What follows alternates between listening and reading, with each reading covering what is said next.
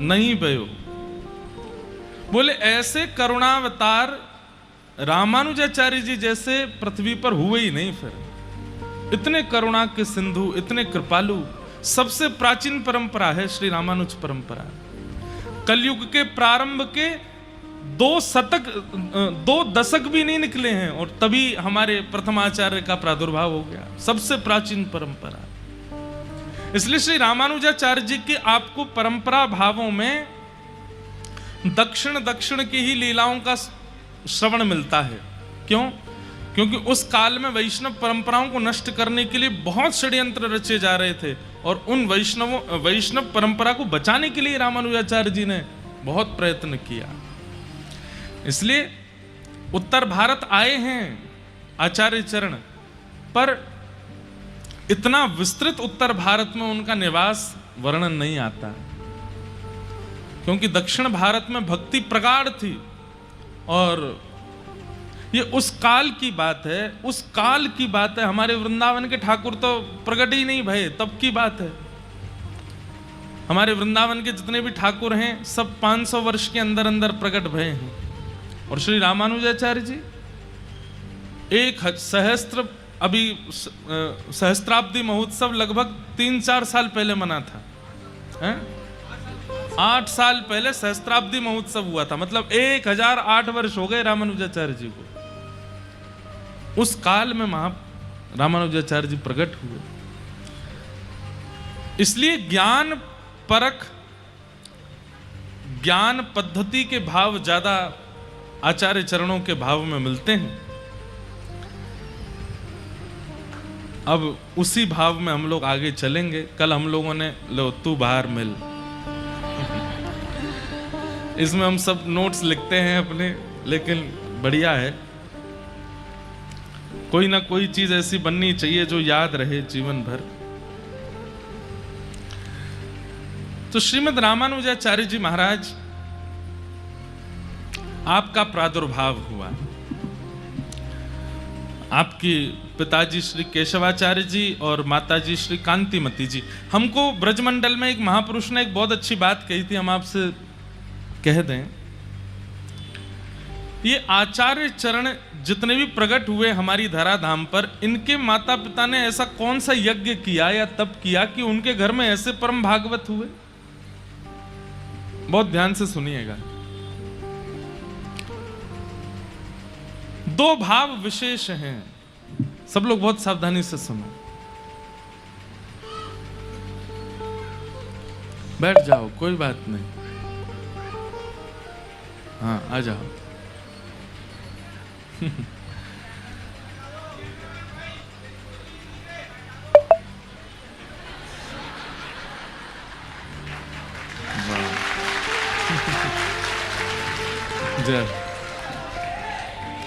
यहाँ कुंज गलीन में बैठ सके, पीछे जो खड़े कहाँ हैं, इधर हैं, वहां जगह है कि नहीं है उनमें? हाँ, तो इधर ये कुंज गली है अंदर, इधर आ जाओ। हाँ, तो हमारी बात सुनो भैया। जो हम कह रहे, बेचारे भैया कैमरा वाले को जीनो दुश्वार कर देंगे, तुम इधर ही ले आओ, यहां से ही करते रहो भैया। हाँ ठीक है। तो हमारी बात सुनिए। ऐसा क्या करते हैं माता पिता कि उनके यहाँ कोई वैष्णव बालक का प्रादुर्भाव हो जाता है, या कोई ऐसे आचार्य चरण कैसे, ऐसा क्या करते हैं माता पिता कि उनके जीवन में ऐसी कौन सी भजन पद्धति आती है कि आचार्य चरण उनको स्वीकार करते हैं? बात निश्चितता से सुनिए। आजकल विवाह के उपरांत भी गृहिणी और पति की एक ही इच्छा रहती है कि जीवन के दिनचार जितना हो सके ऊधम कर लो, संग मिलकर के जितना हो सके खाओ पियो, ऊधम मचाओ, ऐशो आराम करो दुनिया। आकाश मार्ग में जितने भी आचार्य चरण हैं वे प्रतीक्षा करते हैं कि हमें ऐसी कोई कुलीन माता मिले या ऐसे कोई कुलीन परिवार के पिता मिले जिनको हम अपने माता पिता बनाने के लिए उनके गर्भ में जाके जन्म लें। ठाकुर जी से वे प्रार्थना करते हैं, ठाकुर जी देखिए जयपुर में फलाने कॉलोनी में एक घर है, वहां पर एक दो दंपति हैं, बड़े पवित्र चित्त वाले हैं, उनका हृदय इतना पवित्र है, उनका चित्त इतना पवित्र है, भले ही पति पवित्र नहीं है, पत्नी पवित्र है, पत्नी पवित्र नहीं है। अब एक और बात होती है, कहीं कहीं पत्नी का स्वरूप इतना पवित्र नहीं है लेकिन पति पवित्र है, तो भी आचार्य चरण नहीं आएंगे। लेकिन पति भले ही पवित्र नहीं है, लेकिन मां अगर पवित्र है, क्योंकि 9 महीने रहने हैं ना, तो आचार्य चरण स्वीकार कर लेते हैं। लेकिन आजकल दंपति ऐसे हैं ही नहीं कि आचार्य चरण कहते हैं कि कोई भी ऐसा स्थान ही नहीं है, कोई ऐसी माता पिता नहीं बचे हैं पृथ्वी पर जिनको हम स्वीकार करके उनके यहां जन्म लेने जा सकें। इसलिए हमारी युवाओं से प्रार्थना है, अधिकतर यहां कुंवारे ही बैठे हैं सबरे। अब आप लोग कथा में आ चुके हैं, अब कुछ वर्षों में आपके ब्याह आदि की सब योजनाएं बनने वाली हैं। विवाह के उपरांत तो बहुत मतलब निष्ठा के साथ पवित्रता धारण कीजिएगा। क्या पता कहीं श्री ध्रुव जी महाराज का पुनः जन्म लेने का मन हो, पुनः होगा तो सही, इस कलिकाल के उद्धार के लिए आचार्य चरण आएंगे तो सही, कभी ना कभी पुनः आगमन होगा तो सही, पर क्या पता वो आप ही हो जिनको स्वीकार करके आचार्य चरण आ जाएं और आकर के एक बालक के कारण आपको भी भगवत प्राप्ति हो जाए। हम गृहस्थ आश्रम को ही भजन क्यों ना बना लें? हमने गृहस्थ आश्रम को केवल भोगने का साधन क्यों मान लिया है? कल बड़े भैया बता रहे थे ना कि आचार्य चरण आज्ञा करके गए हैं अपनी परंपरा में आगे कि गृहस्थ में जाना पड़ेगा। वहां श्रीनाथ जी वल्लभाचार्य जी को आज्ञा कर रहे हैं कि गृहस्थ में जाना पड़ेगा। क्यों? क्योंकि सन्यास और विरक्त में कई बार भगवत प्राप्ति थोड़ी दुष्कर हो जाती है, गृहस्थों को बहुत सुलभ है। लेकिन आजकल गृहस्थ आश्रम नहीं रह गया है, आजकल गृहस्थ पब बन गया है। क्या बन गया है? जहां सारे दूषित काम किए जाते हैं, वो स्थिति बन गई है।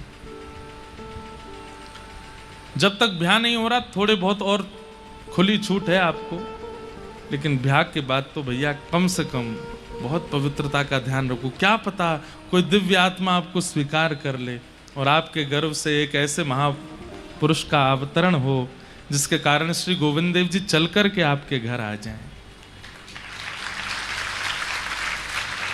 आपका ये तप निश्चित हो। तो पिता श्री केशवाचार्य जी और उनकी माताजी श्री कांतिमती जी, जिनके यहाँ पर शेषावतार भाष्यकार श्री रामानुज स्वामी जी महाराज का प्रादुर्भाव हुआ, आज हमारे आचार्य चरण आए हैं। और आप जैसे आए तो महाभूतपुरी, जहाँ पर आचार्य चरण का प्रादुर्भाव, वहाँ का प्रसाद लाए हैं। वो आते ही बोले महाभूतपुरी रामानुजाचार्य जी के जन्म स्थान से प्रसाद आया है। अब ये इससे बड़ा और क्या आनंद होगा कि आचार्य चरण का चरित्र चल रहा है और उनके ही दक्षिण के स्थान से प्रसाद आ जाए। बाल्यकाल में भी आपकी जो चेष्टाएं थी वो सामान्य बालकों जैसी नहीं थी, और ये मैंने लगभग आचार्यों के चरित्रों में देखा है कि वो बाल्यकाल में भी उनकी चेष्टाएं सामान्य नहीं होती, छोटे बालकों जैसे नहीं होते। वो वहां पर भी धीर गंभीर सरल सहज निर्मल ये स्वभाव उनका रहता है। मात्र 16 वर्ष की आयु में आपका तेज मांबा नाम की एक कन्या से ब्याह हुआ। हमारे दक्षिण भारत में माताओं को अम्बा बोलते हैं, तो तेज मां अम्बा उनका नाम, जिनसे आपका विवाह हुआ। कुछ ही वर्ष बाद आपके पूज्य पिताजी श्री केशवाचार्य जी का वैकुंठ गमन हो गया। चरित्र तो देखिए बहुत वृहद है, बहुत विस्तृत है, पर नाभाजी ने जिन जिन भावों का स्मरण रखा है उन्हें मैं आपके सामने प्रस्तुत करूंगा। पिताजी के जाने के बाद आपने मन में विचार किया कि अब हमें कांचीपुरी जाकर के रहना चाहिए, और आप अपनी माताजी और पत्नी को लेकर के कांचीपुरी चले गए। 2 कारण थे कांचीपुरी जाने के। पहला कारण था श्री कांचीपुरी स्वामी जी, वहां पर श्री वैष्णव परंपरा के प्रधान आचार्य श्री कांचीपुरी स्वामी जी विराजमान थे, उनका दर्शन और सत्संग प्राप्त हो जाएगा। वरदराज भगवान के दर्शन में, हमारी कथा में पूरी कथा वरदराज भगवान सुनते हैं, ये शंख चक्र और हाथ में गदा लिए और ऐसे आशीष की मुद्रा में खड़े हैं श्री वरदराज भगवान। नारायण भगवान का इस वर्द माने जल, जल के जो राजा हैं, जो जल में रहते हैं, जल में शयन, उनको कहते हैं वरदराज। तो पूरी कथा हमारी वरदराज भगवान ही सुनते हैं, हमारे श्री वैष्णव परंपरा के इष्ट हैं वरदराज भगवान। तो रामानुजाचार्य जी के मन में आया कि मैं अब कांचीपुरी जाकर के ही रहूं, वहां पर कांचीपुरी स्वामी जी का सत्संग करूंगा और वहीं पर अद्वैत वेदांत के प्रकांड पंडित हैं श्री यादव प्रकाश जी, उनसे ब्रह्म सूत्र का अध्ययन करूंगा। गुरुदेव भी मिल जाएंगे अध्ययन करने के लिए और ठाकुर जी की दर्शन और स्वामी जी का सत्संग भी मिल जाएगा। और आप अपनी पत्नी और मां के साथ कांचीपुरी प्रस्थान कर गए। तो यादव प्रकाश जी आपके शिक्षा गुरु थे, पढ़ाते थे आपको, लेकिन कई जगह मत अलग अलग हो जाते हैं। मत अलग कैसे होते हैं? आपको अपनी बात सिद्ध करनी है, कई लोग उसको ज्ञान के द्वारा, फॉर्मूलाज के द्वारा, अन्य अन्य साधनों से सिद्ध करते हैं और कई सामान्य लोग उसको प्रेम से सिद्ध कर देते हैं। तो आपके जो गुरु जिनसे आप अध्ययन कर रहे थे रामानुजाचार्य जी, वो यादव प्रकाश जी, वो किसी भी बात को सिद्ध करते थे तो उसमें अद्वैतवाद देखते थे। तो एक दिन एक शिष्य चरणों में आता है और उसने एक सूत्र कहा और कहा कि गुरुदेव इसका अर्थ क्या होगा? और सूत्र क्या था? तस्य यथा कप्यासम पुंडरीकमेव मक्षिणिम। ये सूत्र कहा, बोले गुरुदेव इसका अर्थ क्या होगा? तो इसका अर्थ लगाते हुए आप कहते हैं तस्य तथा कप्यासम। तो कप्यासम का अर्थ आप कहते हैं कपिनितंब। पुंडरीकाक्ष भगवान श्रीमन नारायण के नेत्र कैसे हैं? बोले कपिनितंब। कपि कहते हैं बंदर को और नितंब कहते हैं उसके पीछे के हिस्से को। तो आपने अर्थ क्या किया? बोले पुंडरीकाक्ष भगवान के नेत्र कैसे हैं? बोले कपिनितंब जैसे हैं। ये सुनकर के रामानुजाचार्य जी को बड़ी पीड़ा हुई। हैं तो गुरुदेव, लेकिन गुरुदेव भी हरि अवज्ञा कैसे कर सकते हैं? परम सौंदर्य भगवान जिनके लिए भीष्म पितामह कहते हैं त्रिभुवन कमनम तमाल वर्णम रविकर गौर वराम वरम दधाने, जिनकी रूप माधुरी पर सब न्योछावर जाते हैं, और गुरुदेव उनके नेत्रों की उपमा दे रहे हैं कि कपिनितंब। तो रामानुजाचार्य जी को पीड़ा तो हुई, लेकिन संकोच कर रहे थे, अब गुरु जी हैं, इनसे क्या कहूं मैं। लेकिन एक दिन उदास बैठे थे तो गुरुदेव ने पूछा क्या बात है रामानुजाचार्य जी, आप बड़े उदास बैठे हैं? बोले गुरुदेव क्षमा करें, मैं सह नहीं पा, मैं इतना प्रेम करता हूं ठाकुर जी से कि उनके रूप की ऐसी विचित्र उपमा आपके मुख से सुन के मुझे बहुत पीड़ा हुई। बोले क्या? बोले आपने कहा कपिनितंब। ये कप्यासम का अर्थ आपने कपिनितंब ठीक नहीं किया गुरुदेव। यादव प्रकाश जी, अच्छा 4 दिन का पढ़ा लिखा हमसे ज्यादा विद्वान बनता है, कप्यासम का अर्थ तुम करके बताओ। तो रामानुजाचार्य जी बोले गुरुदेव पहले तो क्षमा प्रार्थी हूं, आपके सन्मुख कुछ कहने का धृष्टता कर रहा हूं, लेकिन हमारी संस्कृत भाषा में एक सौंदर्य है कि अगर कोई संस्कृतज्ञ है तो वो एक शब्द के अनेक अर्थ कर सकता है। गुरुदेव यदि कप्यासम शब्द कहीं और के लिए प्रयोग किया जाता तो वहां आप इस अर्थ को करते तो ठीक, लेकिन जब पहले ही कह दिया गया है कि पुंडरीकाक्ष भगवान, तो यहां पर आपको अपनी व्याकरण के कई सूत्रों को लगाकर के उत्तर इसका अर्थ अलग करना चाहिए था। बोले तो तुम करके दिखाओ कप्यासम का अर्थ क्या होगा। तो श्री रामानुजाचार्य जी बोले कम जलम पिबती, कम जलम पिबती कपि। जो जल का पान करता है, कम यानी कि जलम, और उसका जो पान करता है, बोले कौन? सूर्य। बोले सूर्य सदा जल को अपनी ओर अपने ताप से खींचता रहता है, वो जल उड़ उड़ करके सूर्य की ओर जाता रहता है। ऐसे सूर्य जब प्रकाशमान होते हैं तो जिस लालिमा से पूरी पृथ्वी को आच्छादित कर देते हैं, और उन सूर्य के प्रकाशित होते ही जैसे सरोवर में बंधा हुआ कमल खिलने लग जाता है, ऐसे सूर्य की लालिमा जैसे नेत्र जिनके हैं, ठाकुर जी जैसे ही अपने नेत्र धीरे धीरे धीरे धीरे खोलना प्रारंभ करते हैं, सामने विराजमान जितने भी भक्त रूपी कमल हैं वो खिलते चले जाते हैं। गुरुदेव, कप्यासम का अर्थ ये लगाना चाहिए। ये अर्थ सुनते ही जितने वहां बालक थे आपकी तरह उन्होंने भी ताली बजाई, वाह वाह वाह, ये अर्थ आया है। तो आपके गुरुदेव जो सामने बैठे थे, यादव प्रकाश जी को बहुत गुस्सा आया और आपने मन में विचार किया कि ये बालक हो ना हो कुछ दिनों में हमारा पत्ता साफ कर देगा और ये सब बालक इसी के चेला बन जाएंगे। जैसे फैन फॉलोइंग हो जाती है आजकल, धनवानी से भी दुखी नहीं है लोग, आजकल रूपवान से भी दुखी नहीं है लोग, आजकल उससे ज्यादा दुखी जिसके फॉलोअर्स ज्यादा हैं। दुख का कारण ही यही हो गया है महाराज। संबंध नहीं टूट रहे हैं आजकल, अनफॉलो होते हैं लोग। संबंध नहीं टूट रहे आजकल। बाबा, अब आप लोग तो सब बड़े आनंद में, आपको कोई फॉलो अनफॉलो करे ही ना है। बहुत विचित्र जमाना आता जा रहा है, यही कलिकाल में हम प्रवेश कर रहे हैं। आगामी समय में यह नहीं देखा जाएगा कि हाँ भाई जिस लड़का से हमारी छोरी का ब्याह हो रहा है उस पर संपत्ति कितनी, पढ़ा लिखा कितना, उसके देखो सोशल मीडिया अकाउंट कितने और फॉलो कितने लोग करते हैं। ब्लू टिक लगा कि नहीं लगा। हमने तो आज तक मना ही मैंने कि करना ही नहीं है। अपने बस प्रेम से कथा सत्संग भाव देते रहो, आनंद, लोगों को सरलता विनम्रता सिखाते रहो, इससे ज्यादा कुछ नहीं देना है। आज मेरे पैर में चोट लगी, डॉक्टर ने बैंडेज बांध दिया, उसको भी फोटो खींच के डाल देते हैं लोग। कैसा विचित्र समय आ गया है।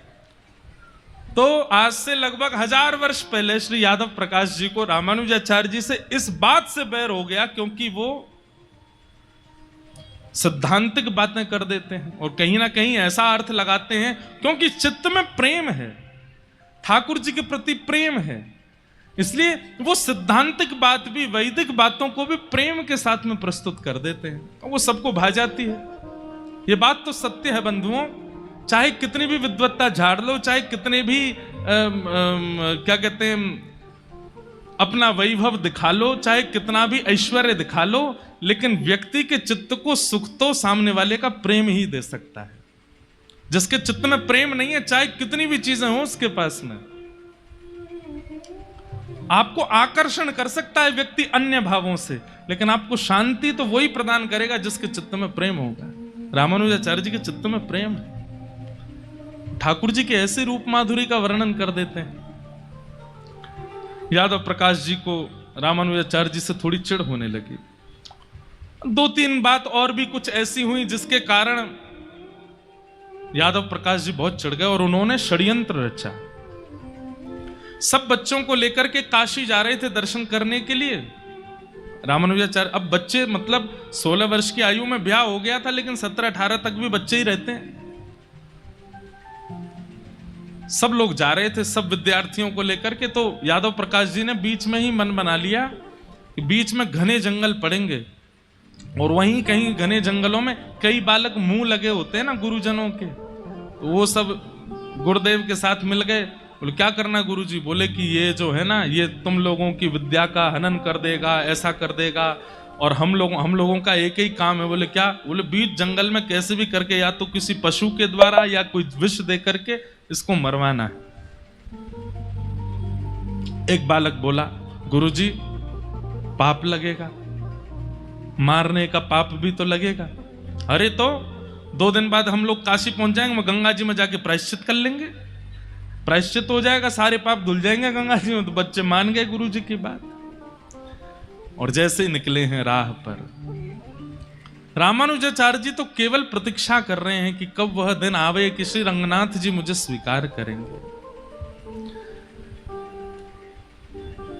इनका एक मुसेरा भाई जिसका नाम था गोविंद, श्री रामानुजाचार्य जी के मौसी का बेटा, वो भी साथ में ही पढ़ते थे विद्यालय में।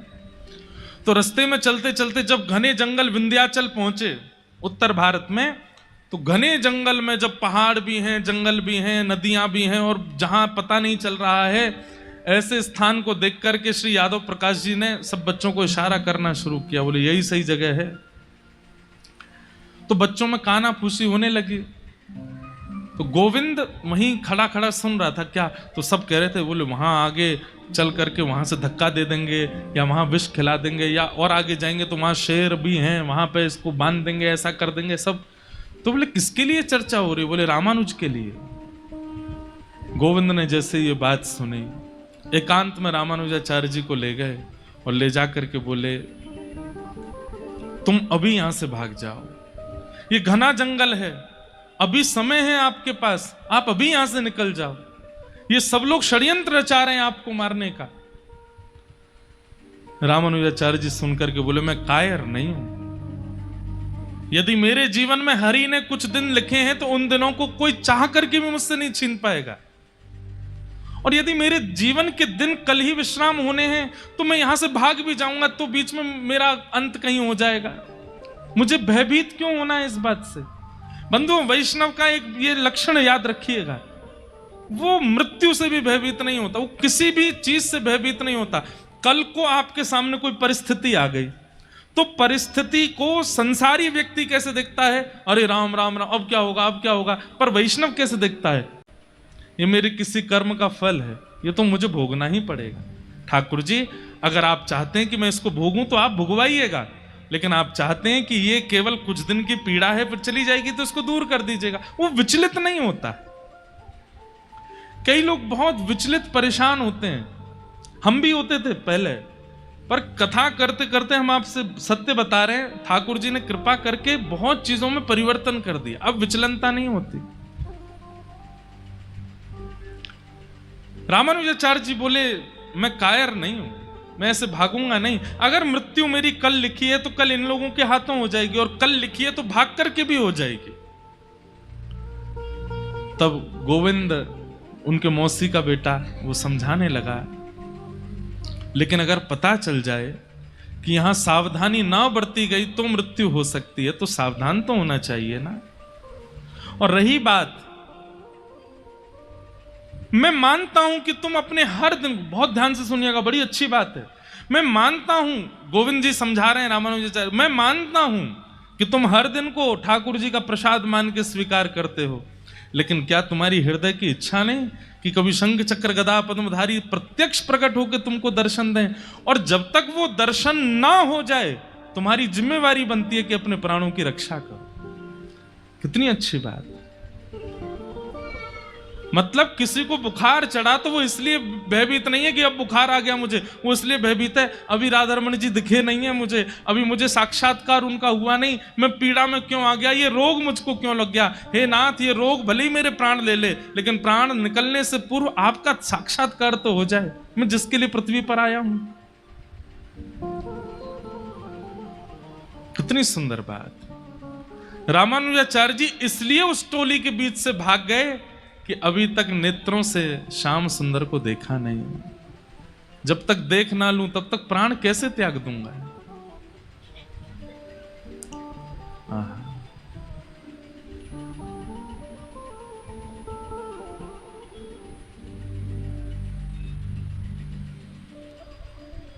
मीराबाई का एक बहुत सुंदर पद है,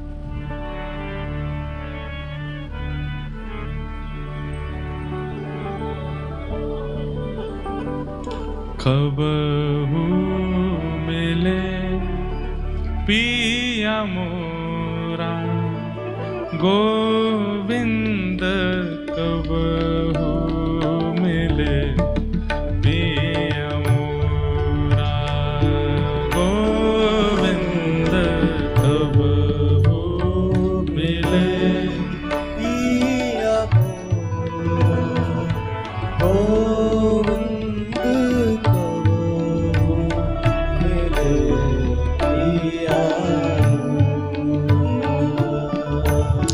प्रार्थना तो लगभग हमारे सब भक्तों ने की है।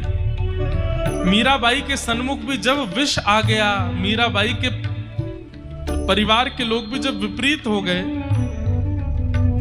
तब भी मीराबाई कहती हैं ठाकुर जी से, चाहे जितना यतन दे दीजिए, चाहे जितनी पीड़ा दे दीजिए, चाहे जितना लोगों को, परिवारी जनों को विपरीत कर दीजिए, पर नाथ मेरे हृदय से दूर मत होना, बस मेरे नेत्रों से दूर मत होना। कभी ऐसा दिन ना निकले कि मैं आपको देखूं ना, कभी ऐसा दिन ना निकले मैं आपको भजूं ना, कभी ऐसा दिन ना निकले मैं आपको याद करूं ना। भोजन के बिना रह सकती हूं मैं, परिवार के बिना रह सकती हूं, किसी के सपोर्ट के बिना, किसी के आश्रय के बिना रह सकती हूं मैं, लेकिन आपके बिना नहीं रह सकती। अब मिले पिया मोरा गोविंद, कब मिले पिया मोरा गोविंद, कब आइए पिया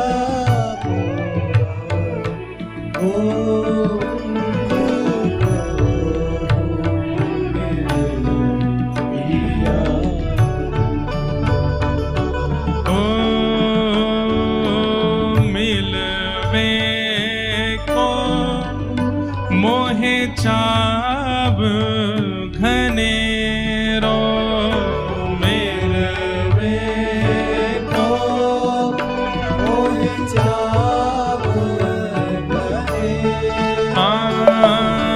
मिलवे को मोहे चाब घनेरो, मिलवे को मोहे चाब घनेरो।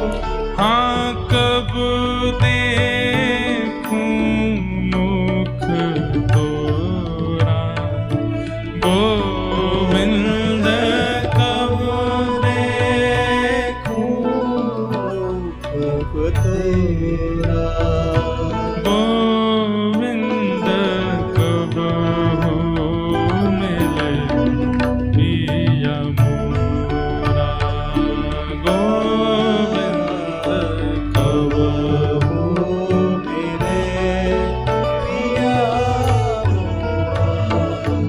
गोविंद, मिले। बहुत सुंदर पद है मीराबाई का।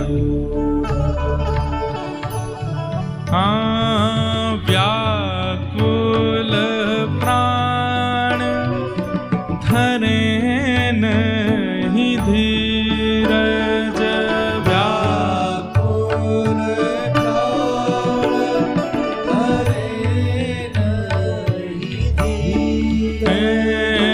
व्याकुल प्राण धरे नहीं धीरज, व्याकुल प्राण धरे नहीं धीर।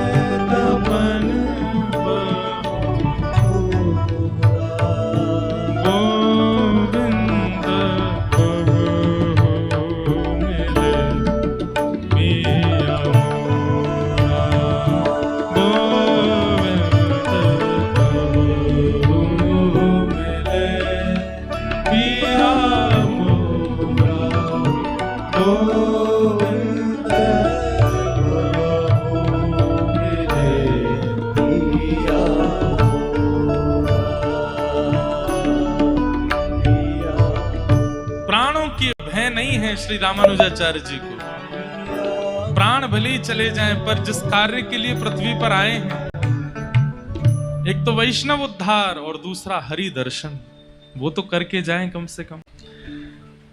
भाग तो गए बीच रास्ते से ही, और यहां यादव प्रकाश जी और सब बालकों को लगा कि घने जंगल में कोई जानवर पकड़ के ले गया, उनको खा गया होगा भीतर। यहां तो उत्सव नाच रहे थे ये लोग, बढ़िया है, हमें जो करना था वो अपने आप ही हो गया। लेकिन रामानुजाचार्य जी दौड़ तो गए, अब कहां विंध्याचल, विंध्याचल कहां है? प्रयागराज के पास। और कहां कांचीपुरी। और इतना लंबा रास्ता, आपको उसमें भी रोड नहीं है, जंगल के रास्ते। और यहां तो हजारों बच्चे थे, गुरुदेव साथ थे तो निकल पड़े, अब अकेले आ रहे हैं रास्ते में, बस सोचते आ रहे हैं कि कोई जीव ना आ जाए मेरे सामने, कोई मेरा वध ना कर दे, कोई मेरे, क्योंकि अभी हरि से मिलना नहीं हुआ है। तभी आप एक वृक्ष के नीचे बैठ गए, सुबह के दौड़ते दौड़ते कांटे लगे हैं, छिल गए हाथ पैर कहां से, और एक वृक्ष के नीचे बैठे थे, चिंता कर रहे थे कहां जाऊं, किसके पास जाऊं, बालक हैं, अभी भूख लगी है बहुत तेज। इतने में ही दो दंपति यात्री निकले वहां से, और दोनों यात्रा करते हुए जा रहे थे, तो आप उनको देख करके थोड़े सहम गए। और उन दोनों दंपतियों ने जब रामानुजाचार्य जी को देखा तो परम सुंदर बालक आए समीप, बोले अरे बालक तुम कहाँ जा रहे हो? बोले हम कांचीपुरी जा रहे हैं। अच्छा, हम दोनों भी दक्षिण यात्रा पर जा रहे हैं, हम लोग सेतुबंद आदि दर्शन करने के लिए जाएंगे, और हमें मार्ग भी पता है जंगल का, तुम हमारे साथ ही हो लो, और हमें लगता तुमने कुछ खाया भी नहीं है, कुछ पालो। रामानुजाचार्य जी बोले नहीं आप लोग, बोले नहीं पाओ, क्यों नहीं। तुरंत झोला खोला और सामग्री लेकर के रामानुजाचार्य जी को पाई। रामानुजाचार्य जी बड़े प्रसन्न हो गए, बोले चलो ठाकुर जी आपने मध्य रास्ता में कोई व्यवस्था तो करी, और थोड़ा भय भी कम हो गया कि चलो दो लोग हैं मेरे साथ। अर्धरात्रि का समय हुआ तो जो दंपति थे उनमें पत्नी उठ करके कहने लगी अरे मुझे तो बहुत तेज प्यास लगी है, कहीं से जल की व्यवस्था करो। रामानुजाचार्य जी बोले अब रात्रि में आपके लिए जल कहां से लाऊं, और ये तो घना जंगल है। तो जो पति था वो उठ के बोला अरे देवी थोड़ा सहन करो, सो जाओ, सुबह होगी चलेंगे कहीं जल पी लेंगे। प्रातः काल होते ही आप तीनों निकल पड़े। रामानुजाचार्य जी थोड़े आगे चल रहे थे, आगे चल के उन्होंने एक सरोवर देखा। अरे आप लोग जल्दी आइए, यहाँ पर एक सरोवर है, यहाँ जलपान की व्यवस्था है। नीचे आप लोग जैसे ही पहुंचे तो रामानुजाचार्य जी बोले आप लोग रहिए, अब जल में सिद्धि नहीं है, मैं जाता हूं और अंजलि में भर के आपको पिला दूंगा। और जल भर भर के उन दोनों के हाथ में भर के दिए, बोले आप लोग पान कीजिए, मैं पी लूंगा। दोनों ने पान किया, और जैसे ही रामानुजाचार्य जी पान करके और पीछे मुड़ करके देखा तो दोनों अंतर ध्यान, साक्षात लक्ष्मी नारायण भगवान ही पधारे श्री रामानुजाचार्य जी पर कृपा करने के लिए। अब तो वही छवि घूम रही है नेत्रों में। बोले वो कहां चले गए? अभी तक आपको पता नहीं चला कि वो ठाकुर जी थे। आप बाहर आकर के ढूंढने लगे, यत्र तत्र ढूंढा, नहीं मिले, पता नहीं कहां चले गए। तभी आप बस कुछ किलोमीटर ही चले होंगे कि इतने में कांचीपुरी आ गई। नगर देख करके आप वहां किसी से बोले भैया ये कौन सा नगर है? बोले ये कांचीपुरम है। रामानुजाचार्य जी बोले मैं कल विंध्याचल से निकला हूं और आज कांचीपुरी पहुंच गया। ये इतनी जल्दी पूरा रास्ता नप कैसे गया मेरा? तब उन्हें पूर्ण भरोसा हुआ। बैठ के एकांत में रुदन करने लगे कि साक्षात आए थे मेरे सन्मुख, मैं उनके रूप को पहचान नहीं पाया। मेरी पराम्बा मैया ने रात्रि में जल की याचना की और मैं सोता रह गया, लेकिन सुबह जलपान तो कराया ही था अपने हाथ से। कितने करुणा में है करुणा निधान, कितनी करुणा करके मेरे ऊपर पधारे। आप अपने घर पहुंचे माता जी और पत्नी के पास। यहां कुछ महीने बाद ये सब लोग काशी से लौट करके आए, यादव प्रकाश जी और सब बालक। और इन्होंने जैसे ही कांचीपुरी में प्रवेश किया तो देखा रामानुजाचार्य जी घूम रहे हैं। ये तो सब बड़े दुखी हो गए, बोले अरे हमने तो सोचा था कि इसके प्राण चले गए होंगे, ये तो बच गया। रामानुजाचार्य जी उसके पास गया, अरे बालक तुम स्वस्थ हो? रामानुजाचार्य जी बोले जी गुरुदेव सब आनंद है। अच्छा विद्यालय आना कल से पढ़ने के लिए। रामानुजाचार्य जी बेचारे इतने करुणा निधान, जानते हैं कि ये लोग मुझसे बैर करते हैं, फिर भी पढ़ने गए, वहां जाते हैं। और फिर कल एक प्रसंग हमने सुनाया था, वही घटा, राजा की पुत्री पर ब्रह्म राक्षस आ गया। बड़े बड़े तांत्रिकों को बुलाया गया, लेकिन कोई भी समाधान नहीं कर पाया। तब यादव प्रकाश जी गए और उनके प्रवेश करते ही वो ब्रह्म राक्षस हंसने लगा। बोले तू क्या मुझे हटाएगा, तुझ पर तो और भी बड़ा कलंक पाप लगा हुआ है। क्यों? बोले अपने ही गुरु से, अपने ही शिष्य से द्रोह करते हो। अरे भाई, शिष्य गुरु से द्रोह करे ये तो सुना गया, पर गुरु शिष्य से द्रोह, नरक में भी स्थान नहीं मिलेगा। मुझे निवृत्त करने का एक ही उपाय है, इनके शिष्य रामानुजाचार्य जी को बुलाओ, उनके चरण दल इस लाली को पिलाओ, सिर पर छीटा दो, उससे चला जाओ। विष्णु पादोतकम पित्वा पुनर्जन्म न विद्यते। ठाकुर जी का चरणामृत लेने से पुनर्जन्म नहीं होता, लेकिन हरिजनों का चरणामृत लेने से इसी जन्म में हरि दर्शन हो जाता है। चित्त के विकार जितने हैं वो सब नष्ट होते चले जाते हैं। इसलिए जबरदस्ती पाम पकड़ के मत ले लेना चरणामृत। शिष्यों को देखिए, शिष्यत्व सीखना पड़ेगा, आचार्य को पता भी ना चले और आप उनका कैंकर्य कर लो। कैंकर्य मतलब सेवा। आचार्य चरण निकल पड़े हैं और आप जैसे वो जिस राह से निकले वहां की रजी उठा करके धर ली, अपने पास सेवा में ले ली है। आचार्य को पता भी ना चले। जैसे एक प्रेमी होता है ना, ऐसे उदाहरणों से समझाना पड़ता है क्योंकि जल्दी समझते हो ना आप लोग। प्रेमी होता है, वो अपनी प्रेयसी को पता नहीं लगने देता कि वो उसको प्रेम करता है, लेकिन उसको सब पता होता है कि ये कहां से जाएगी, कहां बैठेगी, कहां करने वाली है, इसको क्या पसंद है क्या नहीं पसंद, उसको पता नहीं चलने देता है। दूर से ही अपना प्रेम निभाता है और वो तब तक ही स्वच्छ रहता है जब तक वो दूर दूर है। जैसे ही दोनों का मिलन या सामीप्य वर्तन होता है तो फिर प्रेम उतना प्रिय नहीं रहता। ऐसे ही शिष्य को होना चाहिए, गुरु को पता ना चले। हाँ, शरणागति ले ली, शरणागति के बाद में अब आप आग्रह नहीं कर सकते। ठीक है, कुछ भावों के तो आग्रह होते हैं, पर कुछ भावों में जहां लग रहा हो कि थोड़ा संकोच है चित्त में, वहां आप कर दीजिए, उनको पता भी ना चले। पर शिष्य कैसे होते हैं आजकल, वो तो बढ़ चढ़ के, गुरुजी देखिए हमने ये किया, हमने ये किया, हम इतना करते हैं, हम ये करते हैं। ऐसा प्रस्तुत जब आप गुरु के सन्मुख करने लगते हैं ना, तो गुरु की दृष्टि में आपके प्रति फिर भाव आता है कि भाई इतना प्रचार तुम मेरे सामने कर रहे हो, दुनिया के आगे तो कितना ही करते होंगे। गुरु को पता ना चले और आप सेवा कर दो। कितने, अब मुझे तो इतनी वाणियां याद आ जाती हैं। श्री हरिदास परंपरा के हमारे श्री भगवत रसिक देव जी, अपने गौरीलाल कुंज के जो आचार्य चरण हुए, जिनके कथा सुनाते हैं, कौन से आचार्य थे? श्री रसिक बिहारी जी, बिहारिन देव जी, उनका चरित्र आता है। कैसी गुरु ने उनकी परीक्षा ली, अद्भुत चरित्र हैं। तो रामानुजाचार्य जी का चरणों तक जब प्रदान किया गया तब वो मुक्त हुए। ये देख करके यादव प्रकाश जी को और गुस्सा आ गया और उन्होंने रामानुजाचार्य जी से कहा, सुनो तुम कल से विद्यालय मत आना, अब हम तुमको पढ़ाना ही नहीं है। रामानुजाचार्य जी बोले जो आज्ञा, नहीं आऊंगा। आपने आज्ञा दी थी तो मैं आया, अब आप मना कर रहे हैं तो नहीं आऊंगा। तब रामानुजाचार्य जी मन में विचार करने लगे, मैं कांचीपुरी आया किस लिए था? दो कारणों से आया था। एक तो कांचीपुरी स्वामी जी से मुझे उनका सत्संग करना था, दूसरा मुझे इनसे पढ़ना था। अब ये तो मेरे जीवन से चले गए, निश्चित ही मेरी ही कोई कमी रही होगी जो गुरु मेरे जीवन से चले गए। तब कांचीपुरी स्वामी जी के चरणों में जाकर के रोने लगे, बोले अब मेरा कौन सहारा है यहाँ पर? यादव प्रकाश जी ने मेरा त्याग कर दिया, अब आप ही मुझ पर कृपा करो।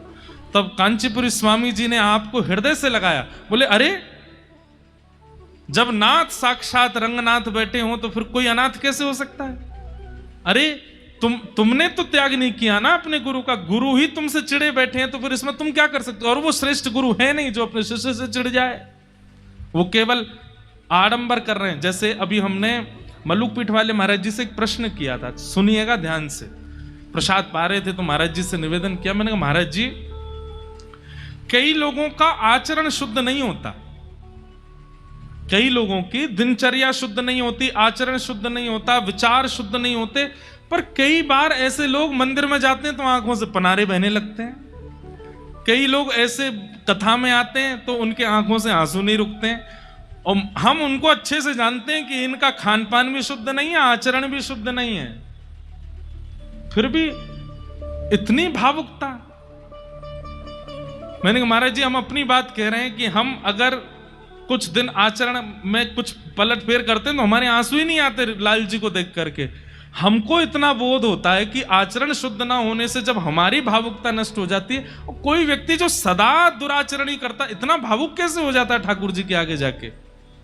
महाराज जी ने इसका बहुत अच्छा उत्तर दिया। महाराज जी क्या उत्तर देते, बोले जैसे पिक्चरों में हीरो के मर जाने पर हीरोइन सिर पटक पटक करके रोती है, उसको पता है कि मरा नहीं है लेकिन कैमरा चालू है, मुझे दिखाना है सबको, और उसको देखने वाले सोचते हैं अरे राम राम कितनी भावुक हो रही है बेचारी, कितना रो रही है। अभी एक पिक्चर आई थी महाराज, उसको देख देख करके लोग बाग भूत आ गए, सब में मरे जा रहे हैं, वहीं पे गिर पड़े जा रहे हैं रो रो करके। और महाराज एक तो मैंने वीडियो देखी, ड्रिप लगा के बैठा था वहीं पे देखने के लिए गया, तो महाराज जी बोले जिस प्रकार अभिनेता के मर जाने पर, मरा नहीं है नाटक किया है, अभिनेत्री ऐसे रोती है कि देखने वाले उसको देख के हाय राम कितनी रो रही है, लेकिन वास्तविकता क्या है, वो अभिनय है।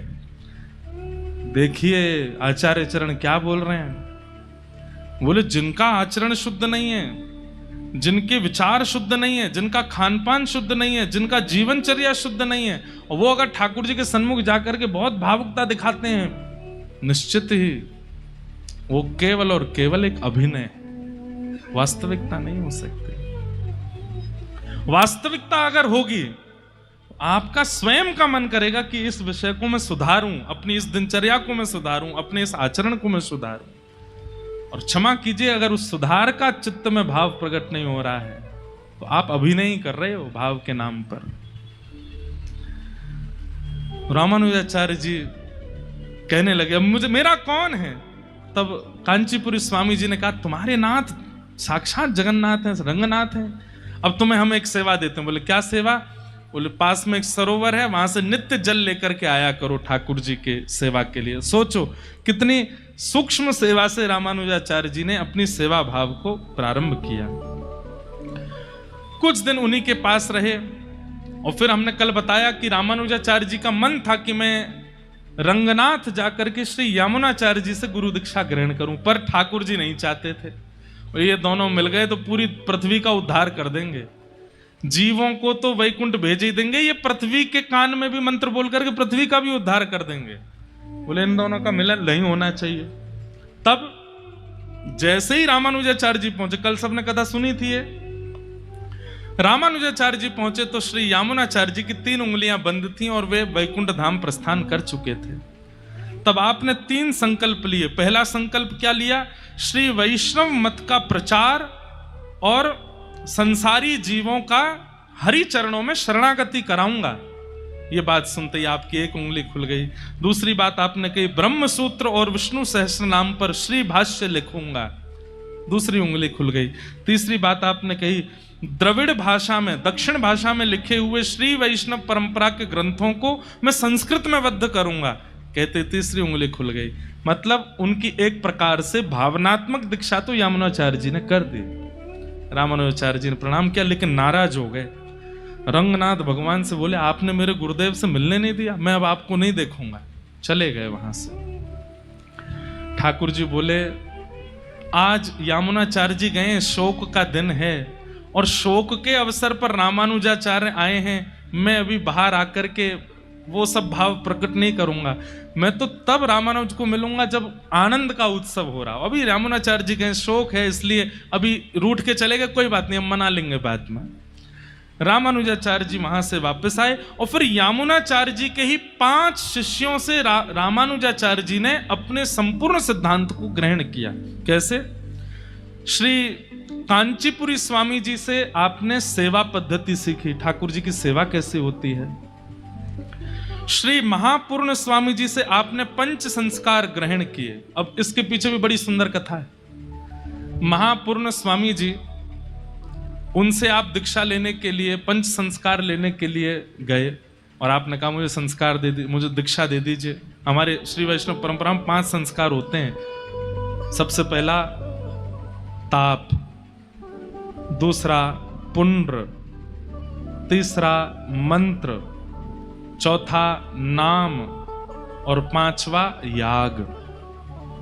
पहले गुरुदेव यहां शंख चक्र पधराते हैं, उसके बाद तिलक लगाते हैं, उसके बाद मंत्र देते हैं, फिर आपका नामकरण करते हैं और पंचम संस्कार होता है ठाकुर जी की शरणागति कराते हैं।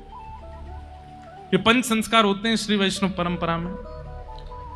तो पंच संस्कार के लिए आपने महापूर्ण स्वामी जी से निवेदन किया तो वो बोले कल देंगे, परसों देंगे, उस दिन देंगे, वहां देंगे, उधर देंगे। बहुत ज्यादा जब टालने लगे तो रामानुजाचार्य जी एक दिन रात में गुरुदेव की सेवा में थे, तो रात में ही सोते हुए गुरुजी उठा दिए। बोले गुरुदेव उठो।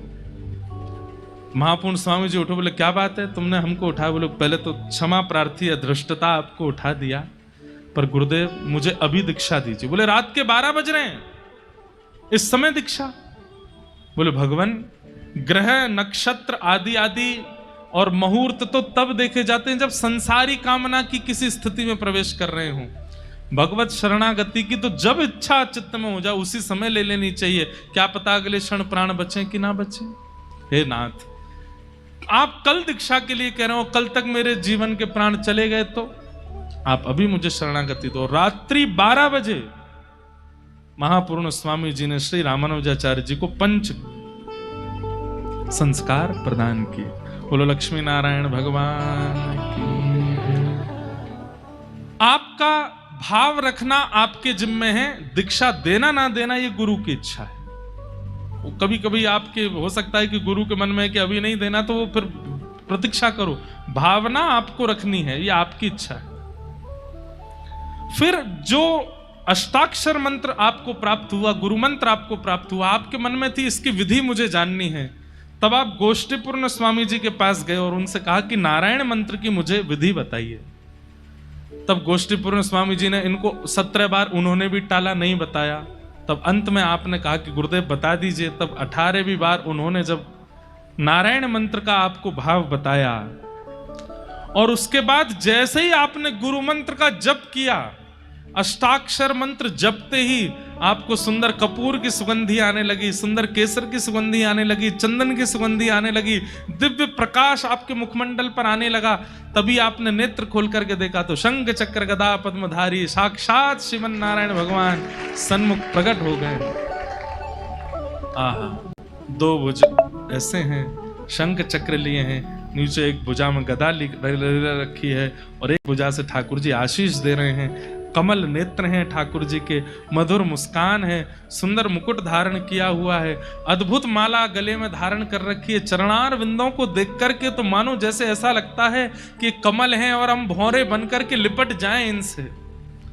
इतने सुंदर श्याम सुंदर। दर्शन करके रामानुजाचार्य जी के नेत्र सजल हो गए। आश्चर्य की बात सुनिए, आश्चर्य ही आश्चर्य है आचार्य जी के जीवन चरित्र में। मैं आप होते तो क्या करते? ठाकुर जी से लिपट जाते, ठाकुर जी के चरण पकड़ लेते। पर रामानुजाचार्य जी ने क्या किया? तुरंत अपने आंसू पहुंचे और ठाकुर जी से कहा यहीं खड़े रहिएगा, मैं अभी आता हूं। और दौड़ करके गए और मंदिर के शिखर पर खड़े होकर के और अपने मुख पर हाथ रख के जो गुरु मंत्र गुरु जी ने दिया था, जिसको गोपनीय रखने की आज्ञा दी थी, जोर जोर से उसको चिल्ला करके बोलने लगे। गोपुर हुए आरूढ़ उच्च स्वर मंत्र उच्चारो। क्यों? आपके गुरुदेव जब सुने तो दौड़ करके आए और आकर के, हे रामानुज क्या कर रहे हो? मैंने मना किया था कि गुरु मंत्र किसी को बताना नहीं होता है और तुम आकाश में चढ़ करके सबके मध्य बोल रहे हो, नरक जाना पड़ेगा। रामानुजाचार्य जी नीचे आए, पहले तो गुरुदेव को प्रणाम किया और कहे, गुरुदेव जिस मंत्र की विधि जानते ही, शंख चक्र ग्रहण करते ही और एक बार हाथ में माला लेकर के जप करते ही साक्षात नारायण के दर्शन हो गए मुझको, उस मंत्र को मैं गोपनीय नहीं रख सकता। उसको तो मैं सब में बांट दूंगा ताकि सबको ठाकुर जी का साक्षात्कार हो जाए, सबके सामने ठाकुर जी प्रकट हो जाए। मैं उसको गोपनीय नहीं रखूंगा। गुरुदेव बोले नरक जाना पड़ेगा। बोले अगर 1 करोड़ लोग ठाकुर जी का दर्शन करें और एक को नरक जाना पड़े तो मुझे स्वीकार है, पर मैं सबको दर्शन कराऊंगा। ऐसे श्री रामानुज स्वामी जी महाराज, कितनी कृपा करी है उन्होंने। लेकिन हमारे एक आचार्य चरण बता रहे कि जब रामानुज स्वामी जी महाराज ने यह मंत्र उच्चारण किया, केवल 72 लोगों ने उसको सुना और सुन करके आप दौड़े दौड़े चले आए। जैसे ठाकुर जी ने वंशी बजाई थी वृंदावन में, असंख्य गोपियों में से केवल उन्हीं को सुनाई दी जिनके चित्त में प्रेम था। वे सब दौड़ करके आई और फिर रामानुजाचार्य जी ने विधिवत एकांत में ले जाकर के उन 72 लोगों को संपूर्ण श्री वैष्णव परंपरा का भाव बताया और वहां से श्री रामानुज परंपरा वृहद रूप में प्रारंभ होती चली गई। आपका यश कीर्ति 10 दिशाओं में ऐसे फैलने लगी महाराज, क्योंकि आप जिसके भी कानों में मंत्र बोलते थे, जिसको भी शरणागति प्रदान करते थे, उसी को ही ठाकुर जी का साक्षात्कार होने लग जाता था। ऐसे श्री रामानुज स्वामी जी का भाव आया। अब एक प्रसंग आता है कि आपकी जो पत्नी थी, उनका तंजा मांबा, उनका